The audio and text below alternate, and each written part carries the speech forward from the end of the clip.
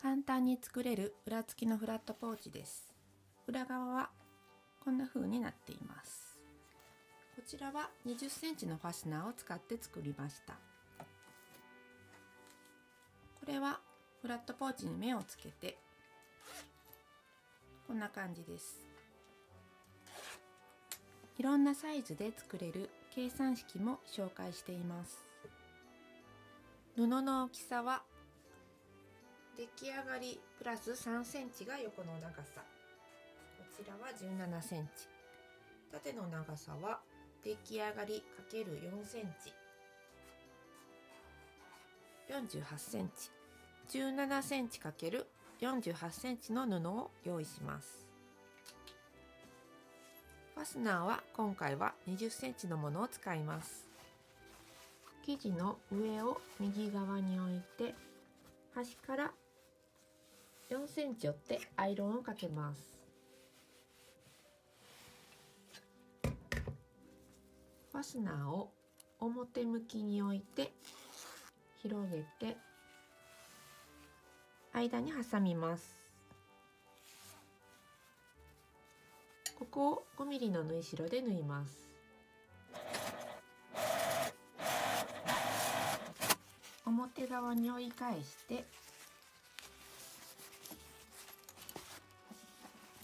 こっちも反対側に折り返します。ここに端ミシンをかけます。後ろの布をこう引っ張って伸ばすようにしながら縫います。手縫いで作るときはこの端ミシンはなしでアイロンで押さえるだけで大丈夫です。次にここをこのように開いて布端から2センチのところに印をつけます。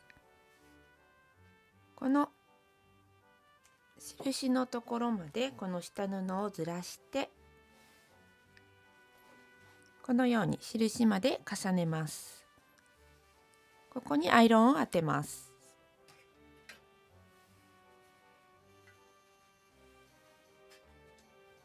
このように上端から2センチのところまで折り上げたのをクリップで留めておきます。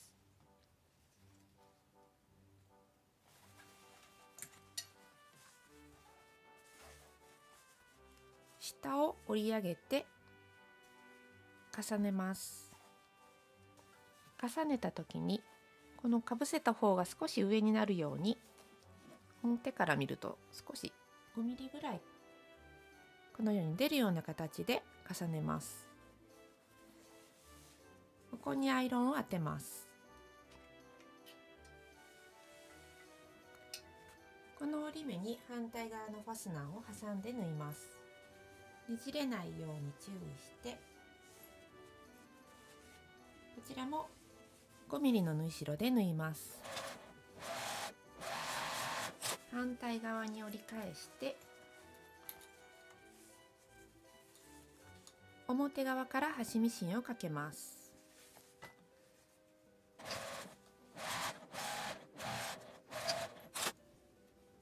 ファスナーを真ん中くらいまで締めます。上を折り上げて角を合わせて留めます。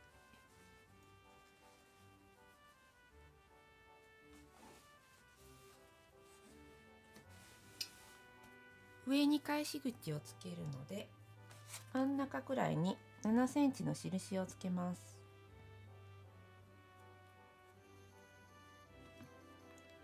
返し口を開けて横から上までこちらも同じように1センチの縫い代で縫います。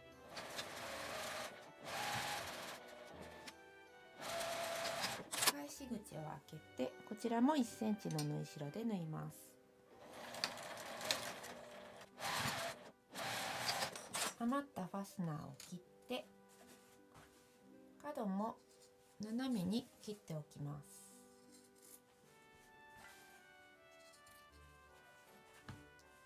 返し口から表に返します。角のところはだいたい指で出して目打ちで角を出しておきます。返し口のところは1センチ内側に折り込んで、こうちょっと横に伸ばすような感じで引っ張ってアイロンをかけます。